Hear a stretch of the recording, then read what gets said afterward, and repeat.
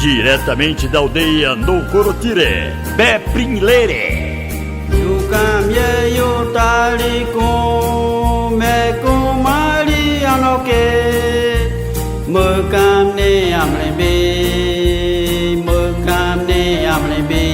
Yukamye yutali kume kumali anoke Mukamne amlebi Mukamne amlebi Meti joy kabin Ya le joy me ama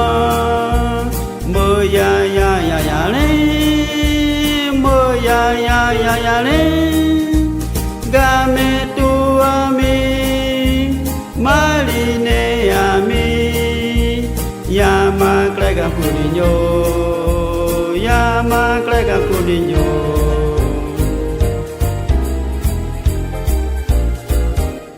Yo cambie yo tali come kumali anoke Mukamne amlebi Mukamne amlebi Yo cambie yo tali come kumali anoke Mukamne amlebi Mukamne amlebi Meti joy kabe joy me ama mơ ya ya ya ya le mơ ya ya ya ya le